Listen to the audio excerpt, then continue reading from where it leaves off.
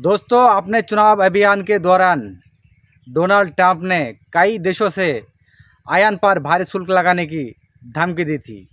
याद है दोस्तों, बीजिंग ने उनके ध्यान खमियाजा उठाया और उन्होंने चीनी उत्पादों पर 60% शुल्क लगाने की धमकी भी दी थी। लेकिन भारत भी एक बड़ा लक्ष्य था ट्रंप का। उन्होंने शुल्क लगाने वाला प्रमुख देश बताया और बदले में ऐसा ही करने का दावा भी किया। जी हाँ दोस्तों, यानी ट्रंप के नज़र में भारत भी था। दोस्तों, आप जबकि ट्रंप अमेरिका की राष्ट्रपति चुनाव में उपराष्ट्रपति कमला हैरिस पर शानदार जीत के बाद फिर से पदभार संभालने की तैयारी कर रही है। व्यापार बाधाओं के उनकी योजना और अप्रवासी विरोधी बयानबाजी से भारत के साथ द्विपक्षीय संबंधों में काफ़ी तनाव बढ़ने का खतरा भी है। जी हाँ दोस्तों, अमेरिका भारत का सबसे बड़ा निर्णायक गंतव्य है और ये लगातार इसके शीर्ष 2 व्यापार साझेदारी में शुमार भी है। नई दिल्ली स्थित सामाजिक विकास परिषद के प्रतिष्ठित प्रोफेसर विश्वजीत धर ने कहा, अगर ट्रंप द्वारा किए गए सभी चुनावी वादों को लागू किया जाता है तो भारत अमेरिका संबंध वास्तव में तनावपूर्ण हो सकता है। अगर वो इन वादों को पूरा करते हैं तो ये भारत के लिए बहुत बुरी खबर होगी। लेकिन धर ने आगे ये भी कहा, आशा की एक किरण भी है। भारत की प्रधानमंत्री के साथ ट्रंप की जो संबंध है, जो मित्रता उसने दिखाई दी, वो मित्रता अगर सच में है तो ये मित्रता इन कठिन राहों पर अब मदद कर सकती है भारत और अमेरिका के रिश्तों के बीच। जी हाँ दोस्तों, धर की यही बयान है। दोस्तों, आप बात करते व्यापार शुल्क की। पिछले साल अमेरिका भारत व्यापार करीब 120 बिलियन डॉलर का था, जिसमें भारत का अधिशेष 30 बिलियन डॉलर था। पिछले दशक में द्विपक्षीय व्यापार में 92% वृद्धि हुई थी। अब ट्रंप का अमेरिका फर्स्ट एजेंडा, जिसका उद्देश्य आयात पर उच्च टैरिफ लगाकर घरेलू कर कटौती को भरपाई करना है, उस रिश्ते को बाधित कर सकता है। जी हाँ दोस्तों, हालांकि उच्च टैरिफ से अमेरिका ग्राहकों के लिए आयातित वस्तुओं की लागत बढ़ सकती है, लेकिन इससे सूचना प्रौद्योगिकी और कारों से लेकर फार्मास्यूटिकल्स और प्रमुख भारतीय निर्यात उन्मुख उद्योगों को भी नुकसान हो सकता है। लंदन स्कूल ऑफ इकोनॉमिक्स के विशेषज्ञ ने भारत के लिए 0.03% और चीन के लिए 0.68% को जीडीपी कमी की भविष्यवाणी की थी। जी हाँ दोस्तों, अंतर्राष्ट्रीय व्यापार विशेषज्ञ धर ने कहा, भारत सबसे ज़्यादा प्रभावित होने वालों में से होगा, क्योंकि अमेरिका हमारा सबसे बड़ा बाजार है। यही हमारी सबसे बड़ी चिंता का स्रोत है। जी हाँ दोस्तों, पहले कार्यकाल के दौरान ट्रंप इस पूरे संरक्षणवादी मोड पर चले गए, लेकिन इस बार उनकी वापसी पर उन्हें पता चलेगा कि उन्हें इन नीतियों के लिए जनादेश मिला है। जी हाँ दोस्तों, वाशिंगटन डीसी स्थित विल्सन सेंटर के साउथ एशिया इंस्टीट्यूट के निदेशक माइकल कुगलमैन ने कहा कि अमेरिका और भारत के बीच व्यापार में असंतुलन के कारण व्यापार तनाव, जिसमें भारत प्रमुख निर्णायक है, पिछले 4 वर्षों में बाइडेन प्रशासन के तहत काफी हद तक ये छिपा हुआ है, लेकिन तनाव अब सतह पर आ सकता है और नई ट्रंप प्रशासन में विस्फोट कर सकता है। जी हाँ दोस्तों, लंदन के किंग्स कॉलेज में अंतर्राष्ट्रीय संबंधों के वरिष्ठ व्याख्याता वल्टर लेडविंग इस बात से सहमत थे कि व्यापार हमेशा से द्विपक्षीय संबंधों में ये कठिन मुद्दा रहा है और ट्रंप की शुरुआती वर्षों के दौरान ये सबसे आगे और केंद्र में रहा। जी हाँ दोस्तों, सेमीकंडक्टर जैसी प्रमुख हाईटेक वस्तुओं के लिए बाइडेन के फ्रेंड शेयरिंग दृष्टिकोण के विपरीत लेंडविग ने कहा, ट्रंप को अमेरिका के बाहर कहीं भी ऐसी वस्तुओं को निर्माण के प्रयासों का समर्थन करते हुए देखना कठिन है। फ्रेंड शेयरिंग का तात्पर्य कंपनियों को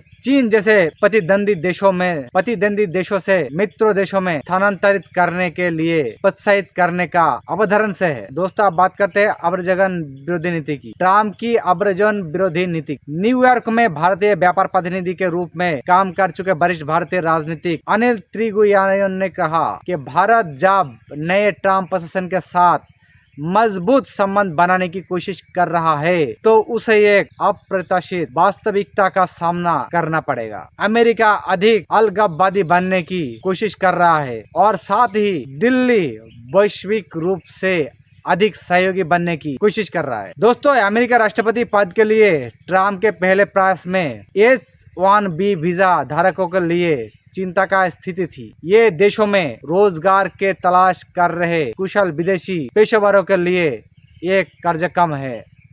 इन वीजा धारकों से अधिकांश भारतीय है, जो पिछले साल 72.3% थे। चीनी श्रमिक 11.7% के साथ दूसरे स्थान पर है। जी हाँ दोस्तों, H-1B आवेदनों के लिए अस्वीकृति दर 2015 में 6% से बढ़कर 2018 में 24% हो गई, जो कि ट्रम्प के पदभार संभालने के एक साल बाद और कोविड महामारी के बाद 2020 में 30% तक बढ़ गई। दोस्तों, धर ने आगे कहा कि अब्रजन पर ट्रम्प की सख्त बातें भी संबंधों को खराब कर सकती है। उन्होंने कहा, जब भी राजनीतिक बयानबाजी में अब्रजन का मुद्दा गरमाएगा तो भारतीय कामगारी को तत्काल प्रभाव के लिए तैयार रहना होगा। दोस्तों, त्रिगुयायन ने कहा कि फिर भी ट्रम्प 2.0 उनके पहले कार्यकाल जैसा नहीं होगा, आंशिक रूप से इसलिए क्योंकि भारत जब जानता है कि उनसे क्या उम्मीद करती है। त्रिगुयायन ने आगे भी कहा,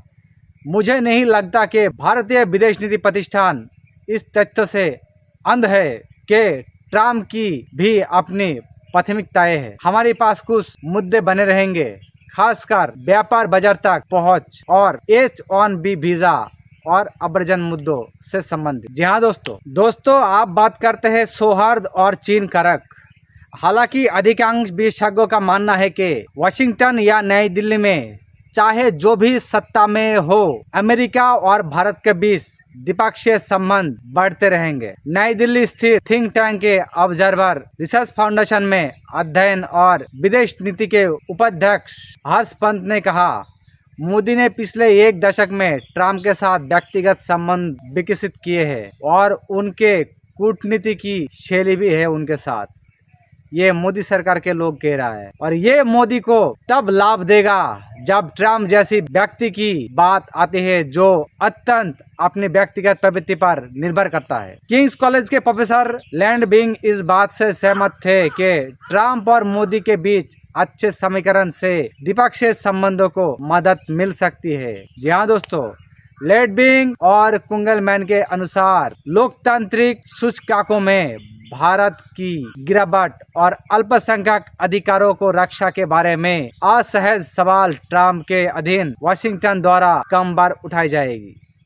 ट्रम्प कार्यकाल में वापस आने से भारत पर रूस के साथ अपनी ऐतिहासिक मित्रता से दूर जाने का दबाव भी कम हो सकता है, जो कि यूक्रेन के खिलाफ मॉस्को युद्ध के बीच है। जी हाँ दोस्तों, इस बार रूस के साथ भारत का व्यापार अब तक के उच्चतम स्तर पर पहुंच गया, जो $65.6 बिलियन तक पहुंच गया।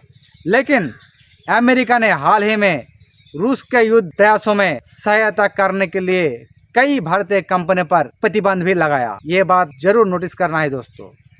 रूस को सहायता करने के लिए अमेरिका ने कई भारतीय कंपनियों पर प्रतिबंध लगा दिया। दोस्तों, हालांकि ट्रम्प ने यूक्रेन युद्ध के समाप्त करने के लिए जोर दिया है और रूस के साथ सैन्य टकराव के बजाय कूटनीति की प्राथमिकता देने के लिए जाने जाते हैं। कुंगलमैन ने कहा, हाल के वर्षों में अमेरिका और भारत संबंधों में जो तनाव आया है उसमें से कुछ कम हो जाएगा और इसमें रूस का कारक भी शामिल है। जी हाँ दोस्तों, इसी बीच विशेषज्ञों का कहना है कि एशिया प्रशांत क्षेत्र में चीन को बढ़ती आक्रमण की भूमिका के बारे में साझा चिंता ही ट्रम्प के नेतृत्व में भारत और अमेरिका के बीच एक कड़ी के रूप में काम कर सकती है। यहाँ दोस्तों आप बात करते हैं ट्रम्प और धृष्ट राज्य की। पिछले एक साल में अमेरिका अभियोजकों द्वारा लगाए गए आरोपों के कारण द्विपक्षीय संबंधों में खटास आ गई है कि भारतीय एजेंटों ने अमेरिका स्थित एक सिख अलगाववादी को हत्या का प्रयास किया था। हालांकि विशेषज्ञों का मानना है कि ट्रंप भारत को बड़े पैमाने पर नहीं बुलाएंगे, लेकिन उनके प्रशासन द्वारा अमेरिकी धरती पर एक नागरिक को कथित रूप से निशाना बनाए जाने की संभावना कम है। कुंगलमैन ने कहा, ट्रंप खुद को एक राष्ट्रवादी के रूप में पेश करते हैं और उनकी राजनीति को देखते हुए ऐसा लगता है कि अपनी चिंताओं के बारे में सार्वजनिक रूप से बताने से उन्हें राजनीतिक लाभ मिलेगा। रूस चीन या व्यापार नहीं, बल्कि बड़े पर हत्या का आरोप रिश्ते में सबसे बड़ा तनाव विद रहा है। कुंगलमैन ने कहा, ये भारत के लिए एक कठोर चेतावनी साबित भी हो सकता है। दोस्तों, कुंगलमैन ने आगे ये कहा, ये भारत के लिए एक कठोर चेतावनी साबित हो सकता है। जी हाँ दोस्तों, हालांकि ORF के पंत ने कहा कि उनका मानना है कि अगर भारत ने बाइडेन की तरह इस संकट को प्रबंधित किया तो संभावना है कि आप ट्रंप के तहत ऐसे बेहतर तरीके से प्रबंधित करेंगे। वरिष्ठ भारतीय राजनीतिक तिगु यायोन ने कहा, आज कूटनीति काफी हद तक उच्चतम स्तर पर पारस्परिक आधार पर संचालित होती है और ट्रंप के साथ मोदी के अच्छे संबंध व्हाइट हाउस में एक अच्छा दुर्लभ प्रवेश बिंदु होंगे। तो दोस्तों, आप देखना है कि ये जो अंधभक्त जो ट्रंप के आने से ये करेंगे वो करेंगे, बाइडेन के आने से, दोस्तों आप देखना है ये अंधभक्त बाइडेन के आने से जो उछल रहे थे कि आप बाइडेन भारत के लिए लड़ेगा, भारत के लिए काम करेगा, भारत के साथ खड़ा रहेगा। दरअसल बाइडेन ऐसा नहीं किया दोस्तों। बाइडेन वो अपनी तरीके से काम चलाया और इन भक्तों के मुंह पर गोबर लेप दिया और उसके बाद ये भक्तों अपेक्षा में थे कि बाइडेन के बाद कौन आने वाला है, उसे पटाएंगे, उसके साथ काम करेंगे, उसको टोपी पहनाएंगे और इसका खास कहना था कि अगर ट्रंप आए तो कमाल हो जाएगा। तो दोस्तों, अब ट्रंप 2.0 आ गया है, तो देखते हैं ये इन भक्तों का कहना सच होता है या ट्रंप अपने तरीके से जैसा पहले शासनकाल में वो चला था, या दूसरी जो ट्रंप 2.0 है उसमें भी वही तरीका अपनाते हैं। देखने वाला विषय है दोस्तों। तो चलिए दोस्तों, नज़र रखते हैं इन सब खबरों के ऊपर। और दोस्तों, आज के वीडियो बस यही तक। वीडियो देखने के लिए धन्यवाद।